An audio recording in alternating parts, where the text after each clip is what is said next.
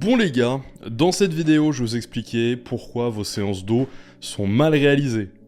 Pourquoi tu ne tires pas tous les bénéfices de tes séances d'eau. Pourquoi à chaque séance d'eau, au lieu de tirer 90, 95 ou 100% des résultats, t'en tires que 80, 75 ou 70. Voire même moins. Le dos et les jambes, les gars, c'est vraiment pas mis dans un PPL, dans un format, n'importe lequel d'entraînement, dans un programme, c'est ce que je vois le plus être massacré. Non seulement de mes yeux quand je commence avec un nouveau client et que je lui demande des vidéos d'entraînement pour m'assurer qu'il fait tout bien, mais également à la salle. Combien je vois de mecs à la salle pas bien faire les jambes, pas bien faire le dos, et même finalement pas bien s'entraîner et pas s'entraîner réellement dur. Et j'ai pas envie que ce soit vous, et aujourd'hui j'ai envie de te faire gagner non seulement beaucoup de temps, mais t'économiser aussi beaucoup d'énergie, à la fois mentale et physique, pour mettre au maximum ton énergie, ton temps, ton argent dans des choses qui vont te le rendre. Dans des choses qui vont te le rendre. Dans des séances plus structurées. Et aujourd'hui, on va s'attaquer au dos. On va voir en détail tout de suite les erreurs fréquentes que tu fais dans la simple structure de tes séances dos, de tes séances pull. Les erreurs que je vois tout le temps. Et même certaines pas plus tard que cette semaine, ce qui m'a inspiré cette vidéo-là. Et ensuite, des exemples de deux types de séances dos / pull, très cohérentes mais très différentes, pour appliquer tout ce que je t'ai dit là et te donner, comme tu le sais, du concret, parce que ici, on n'est pas dans la brossaillance, dans la mystification, ni dans le science-based où on est absolument que relié à la science. Non, ici on a des connaissances évidentes de science-based, mais on a aussi de l'expérience, on a la théorie, on a le terrain. On a le bon juste milieu. Il y a 10 ans d'expérience et c'est comme ça que j'ai pu venir avec toutes ces techniques-là. Et avoir cette compréhension-là. Et aujourd'hui, on va voir ça ensemble et on va le voir en détail. Et justement, ces choses-là, là, on en parle en détail et en profondeur et à un niveau encore plus poussé sur l'Imperium. Et chaque semaine, on a des retours excellents de personnes qui bénéficient des vidéos, des plus de 60 vidéos et contenus déjà présents sur la plateforme depuis plus d'1 an, qui s'alimentent chaque semaine, avec des cas pratiques, des stratégies, des méthodologies, des exemples, tout ce qu'il te faut pour devenir le meilleur coach possible ou le meilleur pratiquant de musculation possible, atteindre ton plein potentiel, dont justement les 6 formations en plus de toutes les vidéos et tout le forum offert. Les 6 formations que tu obtiens quand tu rejoins le forum, sur les 6, il y en a 4 qui sont construire son PPL, son upper lower, son split et son full body de A à Z. Il y a un total de 5h30, ne serait-ce que ces 4 formations-là sur les 6, de 5h30 de formation où on vous apprend ça en détail. Et ce que je te montre là aujourd'hui, ça là, c'est ça parmi les 5h30 les gars. On voit absolument toutes les possibilités, beaucoup d'exemples de séances et je décortique absolument tout et je traite absolument tout, toutes les stratégies de gestion, de positionnement des séances. Et il n'y a rien de plus complet comme ça en France. Je vais te lire un retour parce que cette semaine justement, enfin la semaine dernière, on a ajouté la toute dernière formation, donc la 6e, construire son split qui vient conclure la série de vidéos et de formations, son split de A à Z. Je te le mets à l'écran, c'est Arthur qui nous dit « Top !» Bien joué pour la simplification, c'est très clair. On a aussi un autre retour sur le forum, cette fois-ci c'est de... Alors je crois qu'il s'appelle Antoine, il m'en voudra pas, il a un pseudo. Ok, je m'attendais pas à une réponse aussi détaillée, c'est génial, merci beaucoup. Et oui, en effet, les points que tu abordes concordent avec ce qui est dit dans l'intervention de Punisher, ça fait référence au webinaire offert qu'on avait fait il y a 2 semaines. Merci encore d'avoir pris le temps pour répondre avec autant de précision. Un autre retour, Noé, 2 jours. Merci de cette réponse, je me doutais que c'était plus complexe, mais je ne savais pas en quoi. Ces 3 retours-là, les gars, la qualité des retours, c'est la qualité des échanges sur le forum. Et les échanges sur le forum, pouvoir échanger avec les coachs, c'est non seulement unique, et tu le retrouveras donc nulle part ailleurs, mais parallèlement à ça, tu as un calendrier, un catalogue de ressources vidéo et formations et podcasts qui est énorme pour un abonnement dérisoire. Je te laisse cliquer sur le premier lien dans la bio pour découvrir ça, on va tout de suite commencer avec les vidéos. Donc, débutons. Les erreurs fréquentes dans les entraînements de dos. Celles que je vois bien trop souvent. Souvent, c'est un surplus de série. Et ça, c'est une erreur en réalité que je vois un petit peu partout. Un surplus de série. On veut faire plus avant de faire mieux. Mais il faut toujours chercher à faire mieux avant de faire plus. Faites toujours mieux avant de faire plus. Donc ne cherchez pas à faire le plus de séries possible, cherchez à faire mieux, à tirer le maximum du minimum. Tirez le maximum du minimum sur la nutrition comme sur l'entraînement. Je fais que le répéter, mais c'est vraiment important. Et je veux que tu le retiennes. Trop de séries, performance au-delà de volume. Je veux que tu fasses mieux avant que tu fasses plus. Et surtout dans ce cas-là, performance avant volume d'entraînement. Il faut bien que tu comprennes que pour prendre de la masse musculaire, c'est dans cet ordre-là. Il y a premièrement l'intensité, l'effort que tu vas mettre. Deuxièmement, la tension mécanique, donc le lourd, ok. Et troisièmement, c'est le volume. Et après, on peut parler de temps sous tension, etc. Bon. Mais si je dois vraiment résumer, c'est l'effort que tu mets, la raison que tu donnes à ton corps de changer. Ensuite, le fait de mettre lourd, la surcharge progressive, de mettre de plus en plus lourd et de devenir de plus en plus fort. Et ensuite, c'est le volume d'entraînement. Alors évidemment, faut pas être idiot, il faut dans tous les cas un volume d'entraînement minimal suffisant pour progresser. Et finalement, tous les formats d'entraînement, c'est que des stratégies pour composer au mieux avec toutes les données, les variables et la personne pour appliquer son volume d'entraînement. Mais en soi, ce qui compte, c'est le volume d'entraînement, l'intensité et la charge. Mais le volume d'entraînement, en faire plus de volume d'entraînement, ça vient après avoir déjà l'intensité et le travail lourd qualitatif. Mieux avant de faire plus. Donc ça, je vois trop souvent, on veut faire une tonne de séries, parce que en plus le dos, c'est un muscle qui récupère très rapidement et qui a besoin parfois un peu plus de volume que les pectoraux ou autres. Donc des fois, c'est le piège. Donc trop de séries, non. Et on va voir des exemples juste après. Débuter avec le deadlift. Même pas fini le mot, tellement j'en étais déconcerté. Débuter ta séance avec le deadlift. Dans 99% des cas, je te le dis, 99% des cas, c'est pas bon. Dans 99% des cas, tu ne sais pas faire le deadlift de la bonne façon possible pour ne pas recruter seulement le bas du dos, mais également tout le haut du dos et bien resserrer tout ça. Et en général, même si tu as un peu compris l'idée, tu n'en tires pas assez de bénéfices. Les bénéfices sont bien trop maigres. Donc débuter ta séance avec le deadlift, c'est le meilleur moyen de te fatiguer nerveusement. Si tu devais choisir un exercice qui serait le pire pour débuter une séance d'eau, et attention, j'ai commencé les séances d'eau avec le deadlift et je referai très certainement, mais ce qu'il faut comprendre, c'est que dans 99% des cas, vous n'êtes pas assez avancé pour en tirer les bénéfices et votre cas ne fait pas sens vis-à-vis des bénéfices que vous allez pouvoir en tirer versus le malus qui est la fatigue lombaire, générale, nerveuse, dès le début de la séance, avant même de travailler réellement le dos avec des rétractions scapulaires et tous les mouvements qui vont servir à travailler les trapèzes, grands rond, petit rond, le grand dorsal. Donc ça, c'est important de le comprendre. Tu peux plomber, et souvent tu plombes ta séance en te fumant nerveusement sur un exo qui en soi, le dos, il n'y a que ça qui va. Il y a que ça, c'est le maximum que tu auras de contraction et d'étirement sur ton dos. Tu vois, le reste c'est des lombaires. Donc on n'est pas haltérophile.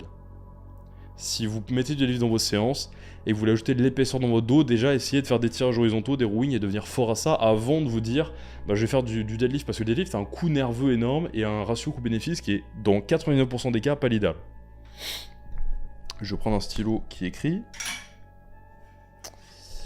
Ne pas gérer la fatigue lombaire, ça aussi, on va le voir particulièrement dans les exemples juste après. Ne pas gérer la fatigue lombaire. Ton bas du dos, ta fatigue lombaire, ta fatigue nerveuse, ta fatigue générale, plus tu avances dans une séance et plus elle décroît et plus elle t'impacte. Si je commence par des tirages quelconques buste penché et que je continue ma séance toujours avec du buste penché, je vais avoir un facteur limitant qui sera mon bas du dos et qui va pas me permettre de performer à mon plein potentiel parce que j'aurai mon bas du dos qui va chauffer ou alors mon bas du dos qui va faiblir, ce qui va me coûter concentration, recrutement du muscle que je veux recruter pendant ce temps-là et également stabilité, donc performance, donc je perds, comme je vous le disais, 5, 10, 15, 20% d'optimisation parce que les erreurs s'additionnent, tu vois. Donc facteur limitant. On fait le lien... Putain, mais j'ai rien qui est écrit. Donc, facteur limitant. Ne pas gérer la fatigue lombaire correctement. Ensuite, ne pas se faciliter la tâche en avançant dans la séance. C'est précisément ce que je viens de dire. Tu commences avec le plus dur et ensuite tu finis avec ce qui est le plus simple. Ne pas se faciliter la tâche en avançant dans la séance. Ça, c'est une grosse erreur. Parce que si je fais un exo libre, il y aura un certain coup de fatigue. Si je fais un deuxième exo libre, il va déjà en pâtir. Et si je fais un troisième exo libre, là, ça commence déjà à décroître pas mal, tu vois. Même si l'amplitude est plus petite, on est sur un exo à forte tension de contraction plutôt que d'étirement, et j'ai de la stabilité, j'ai quand même de la force, j'ai peu d'amplitude, etc. Même là, c'est intelligent de passer peut-être plutôt sur du guidé, que ce soit poulie, machine, peu importe. Et du guidé encore ensuite, et voilà. Et peut-être commencer avec du fort tension d'étirement pour mobiliser ma force sur ce qui est le plus dur, et ensuite plus des amplitudes plus petites, la stabilité, des tirs plutôt horizontaux, fort tension de contraction, voire même sans des mouvements, sans utiliser trop les biceps, donc les pullovers ou alors les shrugs, qui vont me permettre justement de surcharger éventuellement ce que je veux de façon plus spécifique, sans toujours avoir les biceps dans l'équation ou quoi. Et avec une grande stabilité, parce que c'est des plus petites amplitudes en général, sauf à nuancer pour le pullover. Donc ensuite, les facteurs limitants, se laisser avoir par les facteurs limitants. Le grip, la poigne, les lombaires. Si tu fais le dos, il faut que tu aies des sangles, c'est pas négociable. Si tu fais le dos, il faut que tu aies des sangles. Si ton bas du dos est fragile, mets une ceinture. Si ton bas du dos est fragile, mieux qu'une ceinture, évite les exercices dans lesquels tu mets en tension, pour justement pas que ce soit un facteur limitant, et surtout que plus tu avances dans la séance, pareil, moins ce soit un facteur limitant, ok ?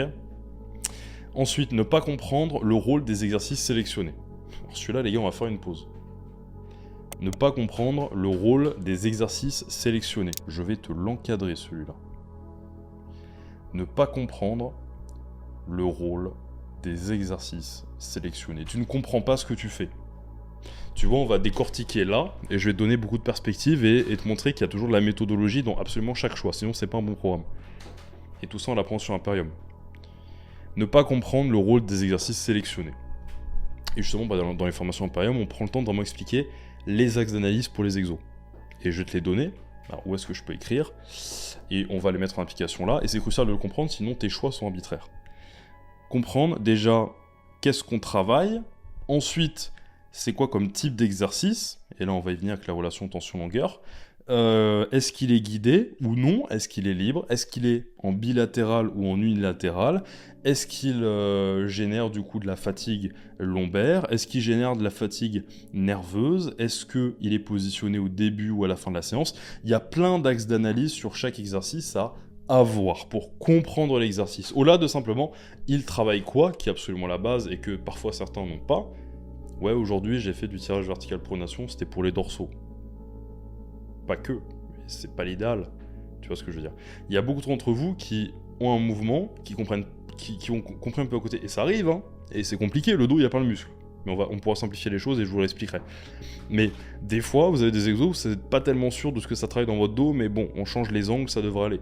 Oui, mais en fait un programme d'entraînement, c'est une solution à un diagnostic. Un programme d'entraînement, c'est j'ai un problème, bon, j'ai plus d'endroit où écrire, c'est j'ai un problème, le programme d'entraînement est la solution. J'ai des retards, le programme d'entraînement est la solution. Je veux prendre de la masse, le programme d'entraînement est la solution. Et il faut qu'elle soit précise, cette solution-là. C'est pour ça qu'on s'emmerde avec ça, et que c'est important. Et que c'est prendre ces choses-là en compte qui crée des grosses transformations. Qui m'a permis de transformer beaucoup de personnes, comprendre en profondeur. Parce que c'est normal. Quand on a une expertise, on doit comprendre en profondeur. Et là, aujourd'hui, on prend un point précis d'une expertise. Donc, ne pas comprendre les rôles des exercices sélectionnés. Est-ce que cet exercice-là, je vais mettre très lourd dessus? Au vu du rep range, du choix des exercices, au vu de est-ce que c'est guidé ou pas, est-ce qu'il est au début ou à la fin de la séance, est-ce que, comme je le dis, il est en forte tension d'étirement ou de contraction, est-ce qu'il y a les biceps intégrés dedans ou non, etc., etc., etc. Tout ça, c'est des axes d'analyse, et tu dois pouvoir analyser chaque mouvement sous chacun de ces axes-là pour comprendre les avantages et inconvénients de le placer à ce moment-là. C'est comme ça qu'on prend une décision.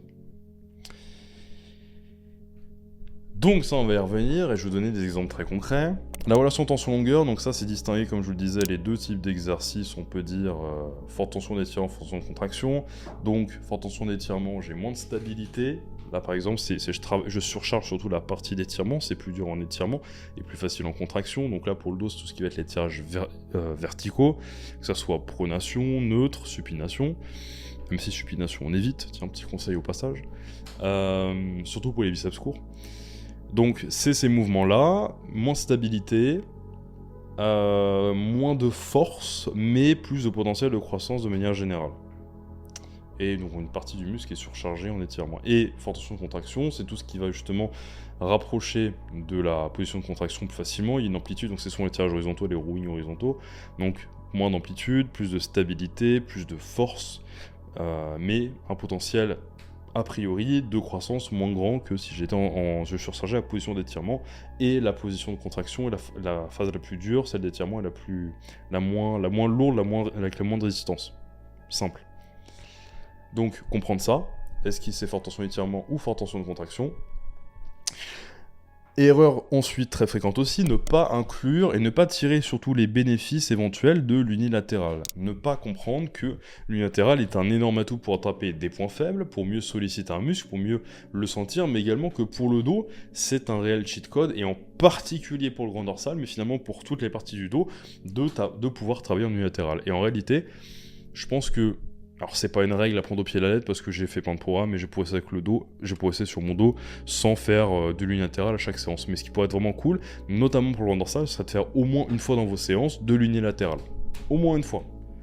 Vertical neutre à un bras, horizontal neutre à un bras, ou alors pronation neutre à un bras, pronation horizontale à un bras, ou pronation verticale à un bras. J'aime bien ça parce que notamment le grand dorsal il s'attache autour de votre cage thoracique, donc forcément quand on arrive à 2 bras, on n'a pas la même contraction que si on arrive à un bras et justement on peut avoir une petite torsion. Alors attention, elle est comme ça, elle n'est pas comme ça. Ça permet justement de mieux le recruter, mieux le sentir, et mieux le contracter, mieux l'étirer aussi. Maintenant, la réalité aussi, c'est que tu as plus de stabilité à 2 bras, donc là aussi, il faut composer avec. Mais quand vous avez un retard dos, essayez réellement l'unilatéral. Quand vous avez un dos qui ne progresse pas comme vous voulez, essayez réellement l'unilatéral. Non seulement vous vous concentrez mieux sur le muscle, il y aura moins de bourrinage, mais également d'un point de vue insertion musculaire, surtout sur le grand dorsal, c'est plus cohérent. Dernier, celui-là je vois trop souvent, triche et mouvement de buste. Faites un tirage et vous emportez le buste avec vous comme ça. En fait, vous faites simplement une aide. Le mouvement qui est intéressant, c'est ça. Si vous travaillez le grand dorsal, c'est avec les épaules basses. Si vous travaillez les trapèzes, c'est avec une rétraction des omoplates. Une rétraction des scapulas, ici. Mais c'est pas... Ce mouvement-là en plus, il va juste t'aider à retracter le poids. Et en fait, tu te desserres parce que finalement, tout ce qui est important pour grossir ton dos, c'est ça. C'est pas ça. Et en fait, trop le faire, même si j'ai déjà fait dans ma vie aussi, on peut vous retrouver des vidéos où je fais, mais c'est quand même pas l'idéal, parce que l'idéal c'est d'être strict, l'idéal c'est d'être sur le muscle que tu veux travailler, et pas forcément de partir en avant et de céder légèrement. Non, vraiment, rends la tâche difficile. C'est le facteur numéro 1, l'intensité, donc également le recrutement et la violence avec laquelle tu travailles le muscle. Fais-toi mal. Fais-toi mal. La musculation, c'est fais-toi mal. Parce qu'il n'y a que en se faisant mal et en créant de l'inconfort et donc de l'intensité, qui est le premier pied, le point le plus important, qu'on crée une bonne raison à ton corps de grossir. Donc les mouvements de buste, la triche, etc. Je dis pas qu'il faut pas le faire, des fois la triche ça permet aussi de pas se faire mal quand c'est très lourd, mais dans 90% des cas, trichez pas, initiez bien avec vos bras, c'est que du mouvement de bras et des omoplates s'il faut, des épaules s'il faut. Maintenant, on va décortiquer les séances.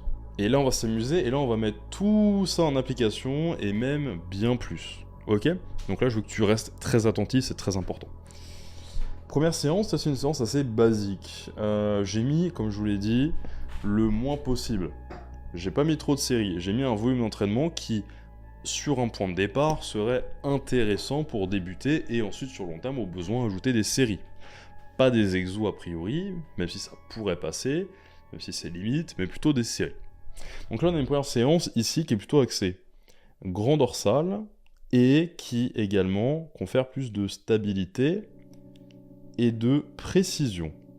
Parce que là aussi, vous voyez, quand on crée un programme, c'est aussi important, et justement on en parle dans les formations Imperium, c'est qu'il faut aussi définir le rôle de la séance. Parce que par exemple, cette séance-là, pardon, il y a la caméra qui clignotait. Cette séance-là, elle passerait très très bien le lendemain d'un leg day. Cette séance-là, beaucoup moins. Cette séance-là, il y a plus de volume. Cette séance-là, il y en a moins. Ok? Donc, carte mémoire a changé, on est de retour. Premier exercice, tirage vertical neutre. Comme je disais, cette séance-là, donc c'est axé plutôt sur le grand dorsal. Et on a une vision générale de séance qui est précise et qui donne beaucoup de stabilité. Le bas du dos est grandement préservé dans celle-ci beaucoup moins. Sur celle-ci, le bas du dos et le système nerveux est plus préservé que sur celle-ci. Et donc, comme je le disais, du coup, celle-ci pourrait passer le lendemain d'un leg day, celle-ci pas nécessairement. Encore une fois, là aussi, nouvelle axe d'analyse, à quoi ressemblait le leg day qui était la veille. Parce que finalement, même là, ça pourrait passer si le leg day était light. Donc, premier exo, tirage vertical neutre, accès grand dorsal et forte tension d'étirement. Je profite du début de la séance pour avoir toute ma force pour surcharger un mouvement sur lequel je peux tirer le maximum de muscles. Et en priorité sur le grand dorsal, parce que c'est une séance qui est priorité sur le grand dorsal. Deuxième exo, je soulage toujours pas mon bas du dos. Donc, je vais mettre un B pour bas du dos. Je soulage mon bas du dos, toujours pas de tension sur le bas du dos, pour un tirage horizontal. Je suis axé sur les trapèzes cette fois, avec le rowing T-bar en pronation à la machine. J'ai un support pour ma poitrine. Et forte tension de contraction du cou. Ok, deux séries de chaque. Je fais un top set, back offset, j'avance. Donc, grand dorsal. Je profite de mon énergie aussi pour quand même taper dans les trapèzes qui sont pas prioritaires mais également importants. Troisième exo, là on revient sur du prise neutre, cette fois-ci un bras comme je vous le disais, on tire profit de-unilatéral parce qu'on veut prioriser le grand dorsal, donc ici pareil. Donc unilate, on est toujours guidé depuis 3 exos, forte tension d'étirement, je vais mettre un T pour tension d'étirement, et qu'est-ce que je voulais dire, grand dorsal là aussi. Donc, grand dorsal. Tirage horizontal pronation, pareil, également, bas du dos globalement protégé, c'est à la poulie. Forte tension de contraction, accès trapèze, pareil, donc là j'alterne un petit peu. Et je conclus sur un exo d'isolation qui fatigue pas trop mes biceps et qui est calé sur le grand dorsal. Et si je voulais encore plus pousser et forcer le trait sur le grand dorsal, cet exo là j'aurais très bien pu le mettre en prise neutre à la poulie à 2 bras. Et ça aurait été le même exo que celui-là, horizontal à un bras neutre, mais là ça aurait été à 2 bras neutres, et ça aurait encore plus forcé le trait sur le grand dorsal, parce que quand on a les bras neutres, on a les bras longs du corps, ok, comme quasi-supination ou supination ou quasi-supination, et donc on sollicite davantage le grand dorsal que si évidemment on a les bras plus longs, donc en pronation, parce qu'en réalité, ta main, c'est pas vraiment la main qui importe, mais c'est le résultat de ta main. Si je m'en pronation, automatiquement j'aurai le coude plus ouvert, donc là, trapèze, et plus j'ai la main proche de moi, plus c'est grand dorsal. Je rappelle les bases au cas où. Et ensuite, pec deck inversé, pareil, j'ai fait les biceps. Donc là, je vais relâcher un petit temps ici les biceps et je vais les reprendre juste là. Pec deck inversé en pronation, pareil, c'est guidé, c'est cool. On a une session dans laquelle on est plus précis et moins bourrin, forcément. Donc là, pareil, delta post, et ensuite un curl incliné. On repart sur du libre pour surcharger un exo à forte tension d'étirement qui est assez intéressant. Vous pouvez le faire à la poulie, vous pouvez le faire à un bras, peu importe. Curl incliné, puis curl poulie, ça pourrait être curl concentré, machine, pupitre, peu importe. Un truc guidé qui justement du coup nous permet de finir sur un exo à forte tension de contraction. Donc là, forte tension d'étirement, forte tension de contraction. C'est un peu moins proéminent pour ces exos là qui sont des exos d'isolation et de biceps, mais c'est quand même important.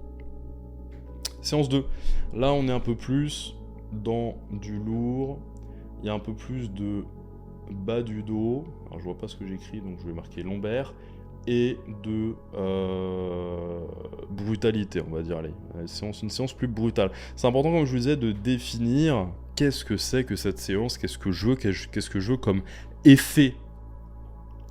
Je veux contrôler l'effet.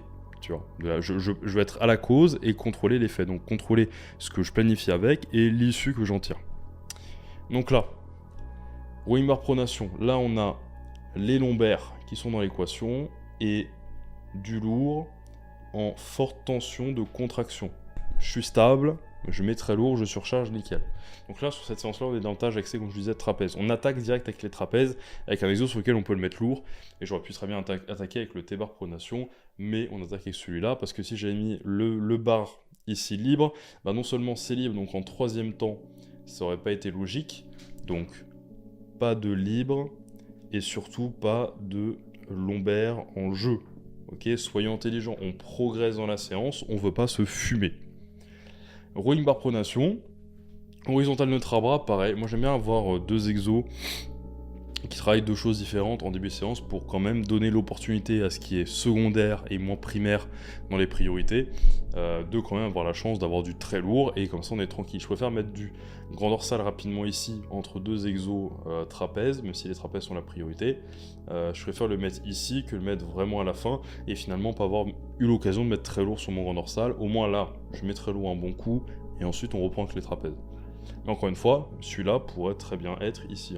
Mais là, je pars du principe que c'est pas non plus un retard trapèze absolument énorme.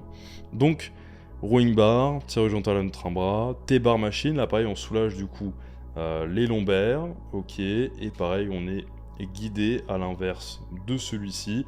Et donc, on peut poursuivre à mettre l'intensité. Vous voyez l'intensité vous voyez l'emoji où ça décroît comme ça? Ah, voilà, l'énergie des profils de la séance. Mais comme on vient contrebalancer avec des exos bien choisis, on la restabilise. Donc, barres pronation, là j'aurais pu mettre 3 séries, j'ai décidé d'en mettre ici sur l'horizontale, sur la toute dernière, pour vraiment garder de la performance là, là, là et là, jusqu'à là et là terminé, parce qu'il n'y a plus un après d'important, il n'y a que les biceps et les abdos. Donc 3 séries ici, donc là focus trapèze à 100%, on est vraiment dans l'axe.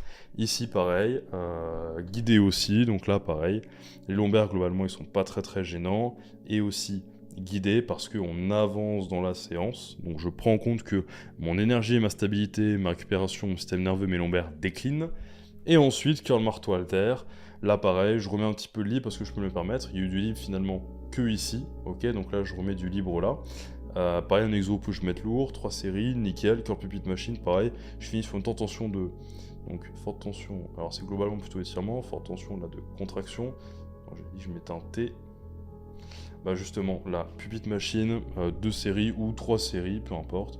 Le fait est que au moins je suis sur une petite amplitude, je suis en forte tension de contraction et je peux bosser tranquillement. Et en plus, je suis aussi guidé, alors que là c'était libre, pareil.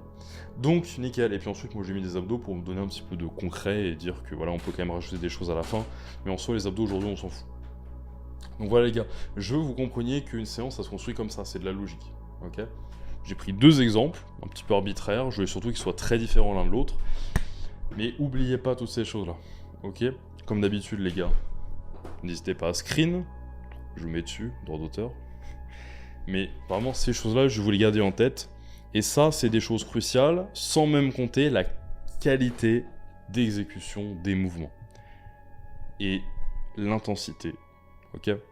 Donc je vais illustrer tous ces points-là avec des séances concrètes et vous montrer un petit peu à quel point c'est important d'être un petit peu un stratégiste là-dessus, d'être très méthodologique pour justement ne pas s'y perdre. Donc voilà les gars, vous avez juste à cliquer sur le premier dans la bio pour découvrir l'Imperium. Je vous rappelle, 500 places limitées, après on ferme les portes.